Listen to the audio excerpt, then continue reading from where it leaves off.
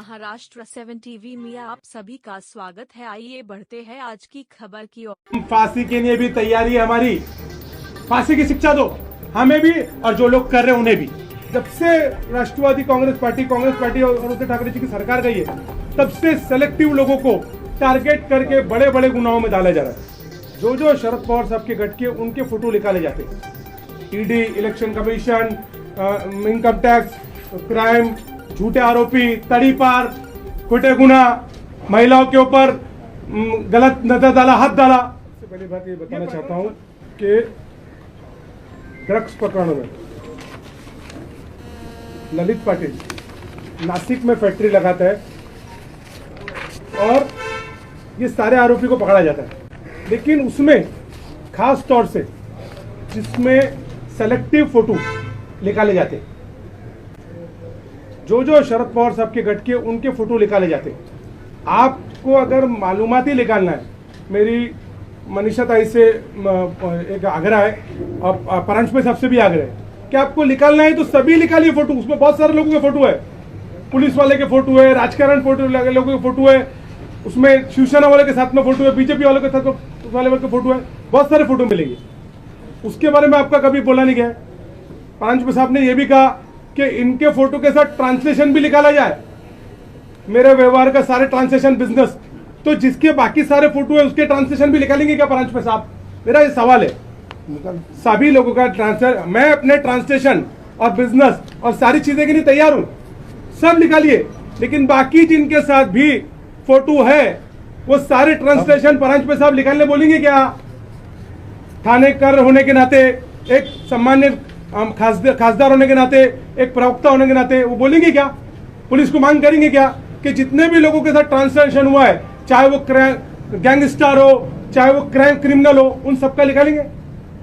अरे बीजेपी के साथ दोगे तो आपको गैंगस्टर से संबंध हो, आप मर्डर वालों से संबंध हो, आपके क्रिमिनलों से संबंध हो, आप खुद क्रिमिनल क्राइम कर रहे हो तो भी आपको चलेगा। आपके ऊपर कई कुछ भी क्राइम हो, आप बीजेपी में आ जाओ, वॉशिंग पाउडर निर्मा। लेकिन अगर आप उसके अलावा किसी भी अपोजिशन पार्टी से ताल्लुक रखते हो, चाहे शरद पवार साहब गट हो, चाहे शिवसेना के उद्धव ठाकरे गट हो, चाहे आप पार्टी हो, चाहे समाजवादी हो, आपको तैयार रहना पड़ेगा। ED, election commission, income tax, crime, झूठे आरोपी, तड़ीपार, खोटे गुना, महिलाओं के ऊपर गलत नजर डाला, हाथ डाला, ये प्रकरण चालू है। जब से राष्ट्रवादी कांग्रेस पार्टी और उद्धव ठाकरे जी की सरकार गई है, तब से सेलेक्टिव लोगों को टारगेट करके बड़े बड़े गुनाहों में डाला जा रहा है। आपको मैं छोटे से 2-3 उदाहरण देता हूं। ये देखिए,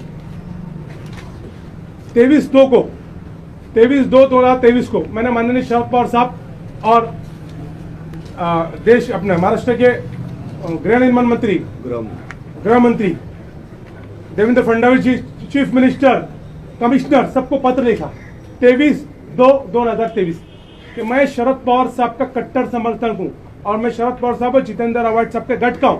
आने वाले वक्त में मेरे पे, मेरे परिवार के ऊपर हमला हो सकता है, कई खोटे गुना डाल सकते हैं, मुझे कुछ भी, हम पे कोई ऐसी चीजें हो जाए जिसके ऊपर आप आश्चर्य नहीं है, लेकिन पुलिस विभाग अपने फर्ज अदा करके जो फैक्ट है वो करे। ऐसा पत्र मैंने माननीय पवार साहब से लेकर सभी डिपार्टमेंट को दिया। लेकिन आप उसके बाद देखिए, आपको आमदार के खिलाफ जब खोटे गुना दाखिल हो सकता है तो हम कुछ नहीं है। जब इस मिनिस्टर, देश के नेता, महाराष्ट्र के लोकप्रिय नेता जितेंद्र अवार्ड सबके ऊपर इंक्वायरी किए बिना 15 मिनट में एफआईआर दाखिल हो सकती है, और एफआईआर के ऊपर एफआईआर के ऊपर एफआईआर, थाने के कार्यकर्ताओं के ऊपर, राजकीय कार्यकर्ताओं के ऊपर तड़ीपार लाइन से निकाला जा रहा है। तो फिर आपको प्रेशराइज किया जा रहा है कि आप हमारे साथ आओ और वॉशिंग पाउडर निर्मा के में आके आप कुछ भी क्राइम करो, आप क्रिमिनलों के साथ ताल्लुक रखो, मर्डर करने वालों के साथ ताल्लुक करो, खून करो, आप लोगों को ब्लैकमेल करो, आपने कितना भी बड़ा घोटाला किया हो, आपको कोई सवाल नहीं करेंगे। अगर आप विरोधी हो तो आपने अगर चीटी को भी नुकसान पहुंचाया है तो आपको आपके पूरी जिंदगी का बायोडाटा देना पड़ेगा। देखिए, राजकारण में इल्जाम लगाया जाता है, हम उसके लिए तैयार हैं। आने वाले वक्त के अंदर हो सकता है हम में से कई लोगों के ऊपर खोटे गुना हो, हम में से कई लोगों पे तरीपार किया जाए, उसकी भी तैयारी है। लेकिन हम शरद पवार साहब को नहीं छोड़ेंगे। हमारा स्टैंड है, जो भी इस देश को तोड़ने वाले राजकारण लोग हैं, जो भी भाजपा के साथ गए लोग हैं, हम उसको एक्सेप्ट नहीं करेंगे। उसके लिए हमको मालूम है खामियाजा भुगतना पड़ेगा, हमारी उसकी तैयारी है। आप ये देखिए, जो चैनलों ने बेहद, जिन लोगों ने मुझ पर इल्जाम लगाया, पार्टी के ऊपर इल्जाम लगाया, मैंने उनको नोटिस भेजा। ये नोटिस की कॉपी है, ये नोटिस की कॉपी है। उसके ऊपर 100 करोड़ रुपए का मानहानि का केस दाखिल किया। ये देख सकते हैं आप, 100 करोड़ रुपए मेरे साथ, मेरे पक्ष के जो बदनामी किए जा रहे हैं, माजी विरोधी पक्ष नेता, उसके साथ ये नोटिस भेजा। जो फैक्ट है वो लोगों के सामने आना चाहिए। मेरा एकदम क्लियर स्टैंड है। ड्रग्स के मामले को आप छुपाना चाहते हैं क्या? जो मेन पेडलर है, जो मेन सप्लायर है, वो थाना में घूम रहे, कलवा मुमरा थाना में घूम रहे, उनका क्या? उनको नहीं करके आप छोटी मछली करके राजनीतिक लोगों का नाम डाल के इससे मिसगाइड करना चाहते हैं पूरे मामले को। मैं एक थानेदार होने के नाते, महाराष्ट्र होने के नाते, एक नागरिक होने के नाते इस देश का, मैं सिर्फ यही चाहता हूं कि बड़े पेडलर लोग जो मेन उनसे संबंध रखते, उनको क्यों नहीं लाया जा रहा है? उनको छोड़ के आप पॉलिटिकली लोगों का नाम करके आप न्यूज में दिखा के ये मामले को दबाना चाहते हैं क्या? इन्वेस्टिगेशन टीम से, मैंने तो गृह विभाग से और सेंट्रल गृह विभाग से यही मांगनी है कि इसमें मेन पेडलरों को छोड़ा जा रहा है शायद, और छोटे छोटे लोगों का, राजकारण लोगों का नाम लेके उसको क्लोज करा जा रहा है। यही मंशा है क्या आपकी? इसीलिए मैंने खास ये नोटिस भेजा, इसके जवाब बना। साथ ही में मैंने पुलिस स्टेशन में तकरार दाखिल किया। क्रमांक 500 क्रमांक गुना दाखिल करने के लिए किया है। ये है उसकी कॉपी इसके साथ अटैच करके, ये सब सुबह से ही मैंने करके लिया। ये अगर इसका खुलासा नहीं किया गया तो क्रिमिनल ऑफेंस के आधार पे भी हमारे एडवोकेट ने कहा है गुना दाखिल होगा, मानहानि तो होगी। तो आपने हमारे पक्ष सुप्रिया ताई, अवार्ड साहब, मेरा साहब, विरोधी पक्ष नेता शानू पठान, उसके करे ड्रग्स सापड़ला, ऐसे कई करके बातनी दिखाए। तो जिसकी वजह से मेरे परिवार, मेरे बच्चों पे लोगों को, उनको फोन आ रहे, मेरे बच्चों पे, मेरे परिवारों को लोगों के फोन आ रहे, मुझे महाराष्ट्र से कई लगा से फोन आ रहे कि ऐसी क्या घटना हुई। तो आप हमारी इज्जत को बदनामी करना चाहते क्या? यही आपकी मंशा है? क्यों नहीं आप इतने बड़े बड़े आंदोलन करते और सारी चीज क्यों करते? आइए बड़े पेडलरों के ऊपर करिए बात। आप ये देख रहे हैं कि थाने में कितने रेट परसेंट गुना बढ़ गया है, क्राइम कितना बढ़ रहा है, ड्रग्स माफिया खुलेआम घूम रहे हैं। क्योंकि जो सत्ताधारी के पक्ष के लोग हैं, उनके ऊपर ही आप आशीर्वाद दो और उनको हमारे पार्टी में ले लो, तो आपके ऊपर गुना दाखिल नहीं होगा।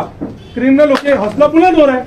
और छोटी छोटी जो कार्यकर्ता है, जो नगर सेवक है, जो विरोधी पक्ष नेता है, उनको बोलो हमारे साथ आ, नहीं तो तेरे परिवार को नुकसान पहुंचाएंगे, तेरे को जान से मार सकते। और सबको छोड़ो, और अवध सबको छोड़ो, तुमको कोई दूसरे गुना में डाल सकते, कभी रेप में डाल सकते, कभी ड्रग्स में डाल सकते, कभी खंडी में डाल सकते। ये सारी चीज मैंने 23 तारीख दूसरे महीने में सभी लोगों को कंप्लेंट के जरिए बता दी। ये कॉपी आपको मैं दे रहा हूं। पावर साहब से लेकर गृह विभाग, सेंट्रल गृह विभाग के स्पष्ट जांच होना चाहिए। तो मैं आपसे बोलना चाहता हूं, परांजपे साहब को भी मेरा यही बोलना है कि सारे जिनके फोटो देखे, उन सबके भी बिजनेस, ट्रांसलेशन सभी निकाल के दे दीजिए डिपार्टमेंट को। मेरा तो आप दे दीजिए, मेरी भी निकालिए और साथ में सबका निकाल दीजिए। मेरी उनसे यही आग्रह है कि ये इसके लिए कदम बढ़ाइए। आप आज सत्ता में रह के ड्रग्स पेडलर कलवा मुमरा थाना में बड़े बड़े सप्लाई को घूमे जा रहे, उनको फोन किया जा रहा है तुम भाग जाओ, और छोटे लोगों का नाम डाल के, राजकीय लोगों का नाम डाल के इस मामले को कैसा दबाया जाए, ऐसा करा जा रहा है। मैं एज अ थानेदार यही मेरी आग्रह विनती है गृह विभाग से और सभी, और आपसे भी मैं ये बोलना चाहता हूं कि आप आगे आइए और पेडलर लोगों को अरेस्ट कराइए, पेडलर लोगों को। नहीं तो आज ऐसा ही हो जाएगा कि बीजेपी के साथ और उनके सपोर्ट करने वालों की पार्टी के साथ जाइए, आप कितना भी क्राइम करेंगे, खुलेआम घूमिए थाना में, उनका आशीर्वाद रहेगा। आपको कोई पुलिस स्टेशन में, कोई तकरार में, कोई एजेंसी, ईडी, सीबीआई, एनआईए और उसके बाद पुलिस, आपका नाम भी होगा, आपके नाम होंगे गुना में, आपको तपास को भी नहीं बुलाया जाएगा। और अगर आप विरोध में हो, आपके नाम नहीं होंगे और फोटो भी होंगे, तो आपके परिवार को दबाव डाला जाएगा, आपको टारगेट किया जाएगा, झूठे आरोपों में डाला जाएगा। मेरा स्टैंड क्लियर है। हम लोग जातिवाद पार्टियों के खिलाफ है, चाहे कुछ भी हो जाए। हम बीजेपी और बीजेपी के सपोर्ट करने वालों के साथ हरगिज नहीं जाएंगे। उसके लिए शायद मुझे, मेरे परिवार को इससे ज्यादा खामियाजा भुगतना पड़ सकता है आने वक्त में। हमारी उसके लिए पूरी तैयारी।